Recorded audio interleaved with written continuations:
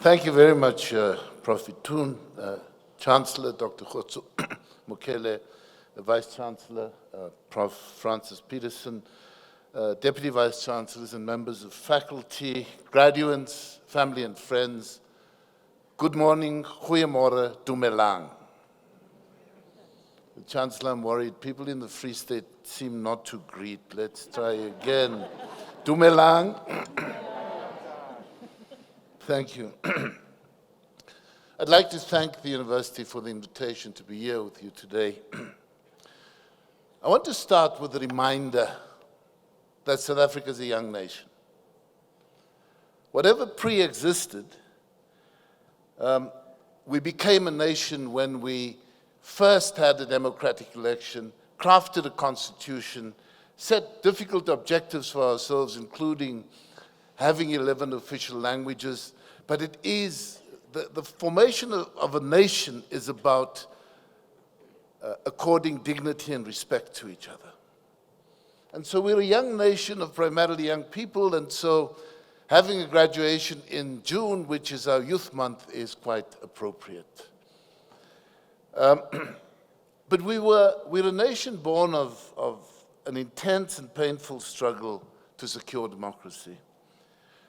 It was a nation established with a flourish of enthusiasm about its ability to grow and develop a country premised on inclusiveness. Sadly, in spite of a number of significant achievements, and they're there, we appear to be floundering. Now, the acting dean of theology would forgive me if I say, sometimes when we look at what's happening in the country now, it feels like that period in Exodus where you're kind of wandering in the desert. You know where you need to get to, but you're not quite getting there. And that, I think, is something that we should all be concerned about.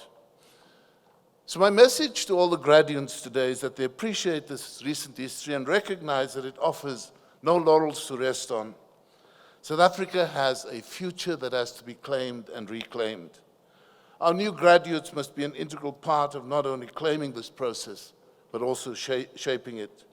This will only happen if they develop a very keen sense, that critical faculty that Prof. Peterson spoke of what ought to be, of what is possible, how far we've strayed from the path of inclusivity, and how we must remedy the gap.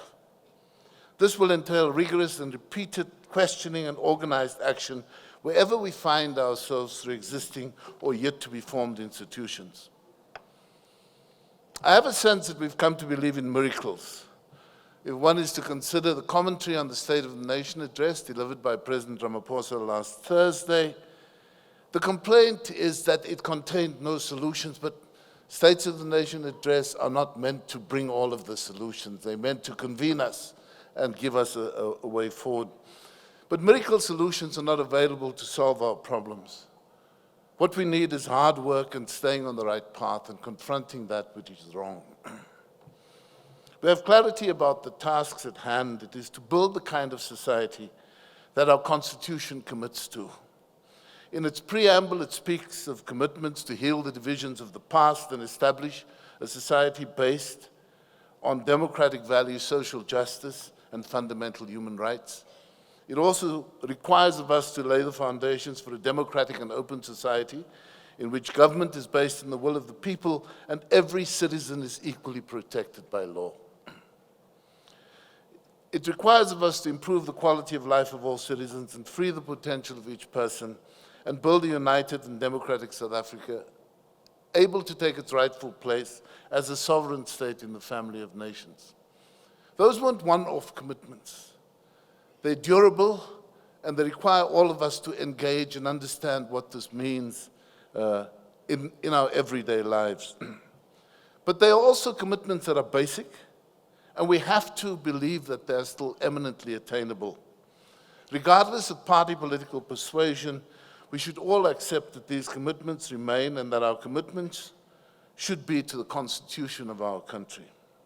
In fact, in spite of how people try and say that they don't respect the Constitution, you can't become a member of Parliament unless you pledge allegiance to the Constitution. So it's foundational in every sense of the word.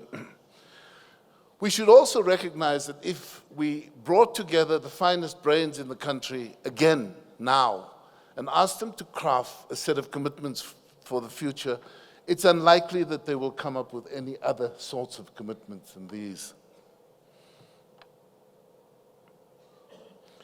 These commitments, as I said, will not be delivered through a miracle or through a series of miracles.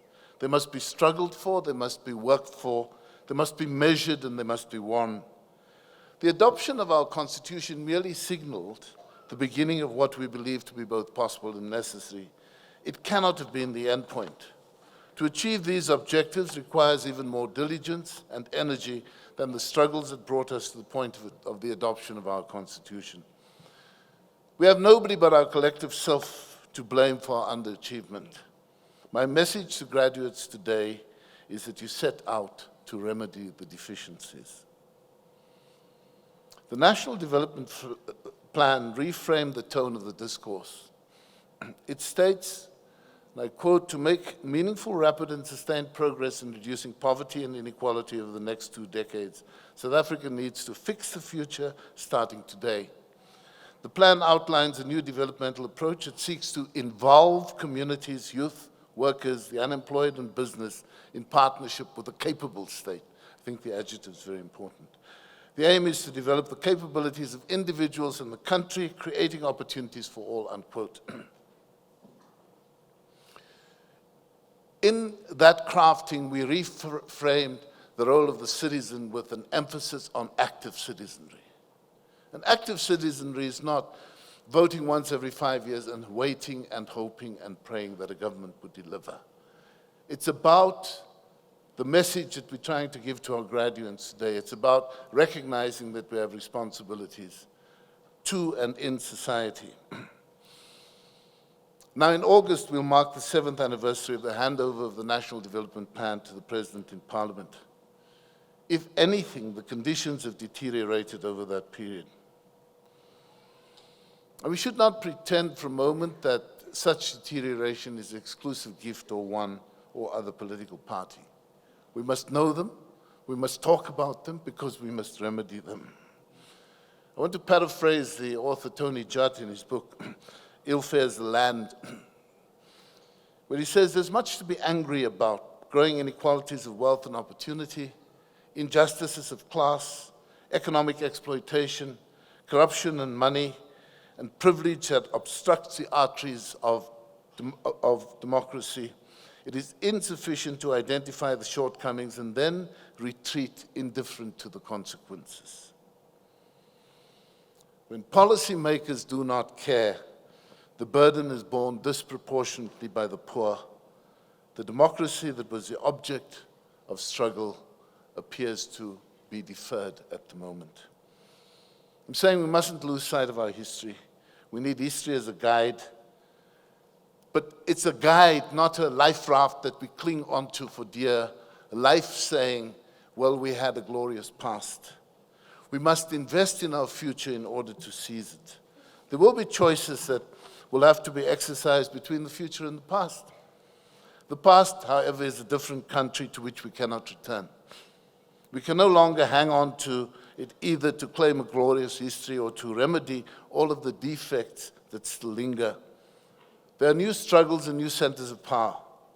What will become of data into the future? Will it be like land and factories were in the past, where those who own and control the data control the everyday lives of people? How do we engage with data, understand it and utilize it to extend opportunities and remedy some of the effects of apartheid in public services and in life more generally? We need rational and informed discussions led by people such as our wonderful graduates here today. What South Africa needs, as before, is to ensure that our people have a voice. It has to be a voice that is organized and constant. It cannot wait for expression only at elections. It has to be a voice that understands that our democracy has to be participatory and that the constitutional objectives are non-negotiable. They have to be on a rising floor and measurably so. But the organization of that voice has to be focused on social change.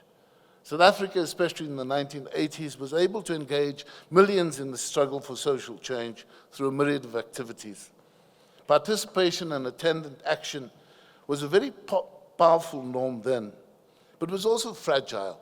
And as activists became involved in tasks related to governance, participation for change in many instances collapsed.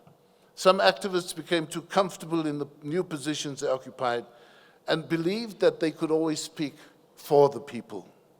These attitudes must be dislodged, and this is the task that we plead with you as graduates to fulfill.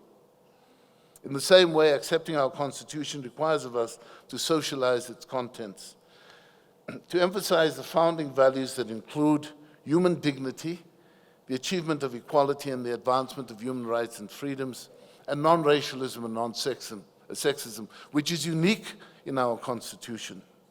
Targeting these provisions is to develop the transformation agenda that is now as relevant as when we adopted the Constitution in May 1996. This means that we all have to challenge the tendency to divide by race, by gender, and by class.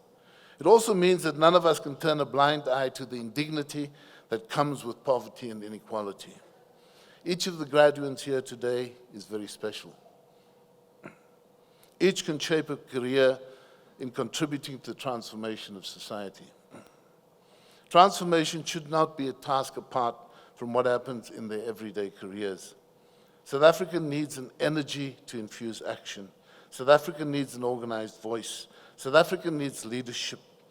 And it has to have a dominant culture of restlessness, born of the knowledge that we can and have to be better in the service of our people. Cultural norms must distinguish between those who are in it for the service and those who are in it for themselves and money. We know which side has to win. So my plea to all of you graduates today is that we restore the mission of South Africa, and it must become a country for all its people. This means that the skills and capacities acquired here at this great University of the Free State must find application in everyday life. We call on you to convert your knowledge into wisdom, that wisdom into policy, that policy into tangible change that improves the quality of life, especially of the poorest. Thank you very much for listening to me.